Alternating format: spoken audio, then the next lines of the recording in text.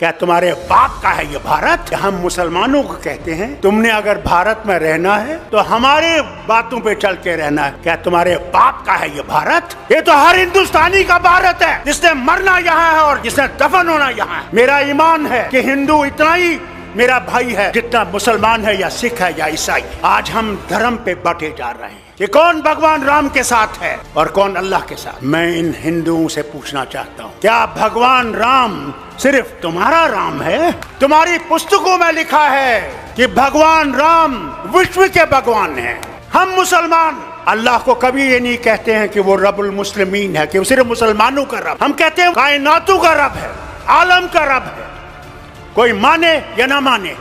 अगर हम ये समझते हैं कि इनको हम आसानी से हटा सकते हैं तो सच्चाई ये है, इनको हम आसानी से हटा नहीं सकते जब तक हमारे दिल साफ नहीं होंगे। अगर मैं ये समझूं कि सिर्फ मैं ही मैं हूं और दूसरा कुछ भी नहीं है तो ये कभी भी नहीं जाएंगे। आज हम ये सोचते हैं मोदी को निकाल के मैं प्रधानमंत्री बनूंगा। अरे पहले तो उसको निकालो, फिर प्रधानमंत्री की कुर्सी की सोचो। हमें अपने झगड़े भूल जाने। अगर हम अपने झगड़े नहीं भूलेंगे, मैं लीडरों से कहता हूं, तो फिर कभी भी हम इनको नहीं निकाल नहीं सकते।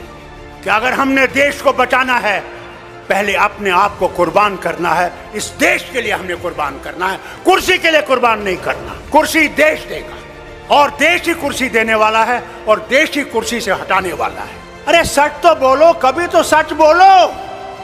क्या डर नहीं है मरने का? जो आया है उसने जाना है। वहां तुम्हें अमित शाह नहीं बचाएगा, वहां तुम्हारे ये झूठ बोलने वाले मिनिस्टर नहीं बचाएंगे। वहां भगवान होगे और तुम होगे। एक तरफ से तुम्हारी सच्चाई होगी और एक तरफ से तुम्हारा झूठ होगा। वही हाल मेरा होगा, वही शरद पवार का होगा, वही आपके मुख्यमंत्री का भी होगा। हमारे यहाँ भी एक जमाने में फिरौन होता था और फिरौन अपने आप को खुदा कहता था। दिन में वो खुदा होता था, रात को जब रात होती थी तो फिर कहता था खुदा तू ही है, मगर मैं क्या करूं, मुझे इनने खुदा बना दिया है। अरे कुदरत से डरो, कभी तुम्हारा भी हशर ये ना हो जाए कि तुम सारे चीजों को लेकर उसी दरिया में डूब जाओगे। कोई धर्म बुरा नहीं है, इंसान बुरा है, धर्म बुरा नहीं है।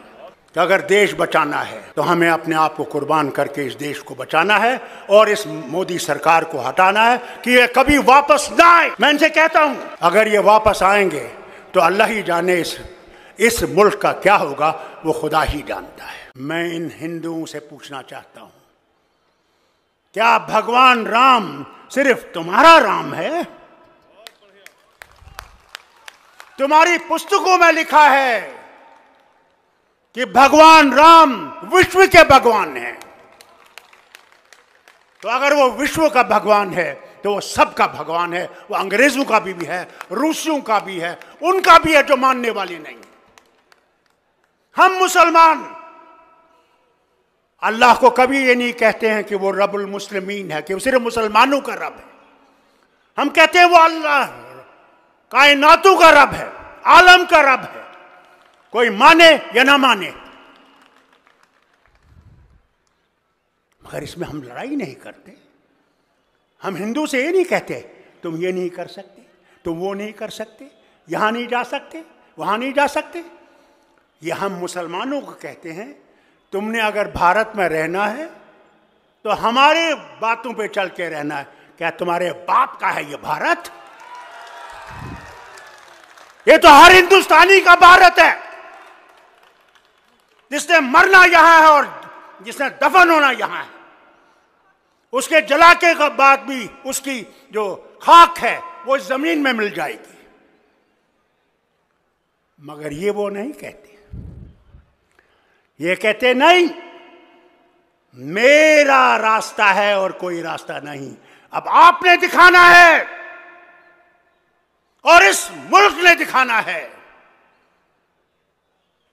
कि क्या वो रास्ता चाहिए हमें या वो रास्ता चाहिए जिसमें हर हिंदुस्तानी किसी भी धर्म का हो, किसी भी जात का हो, कोई भी जबान हो, वो जिंदा चल सकता है और अमन से चल सकता है और इज्जत से चल सकता है।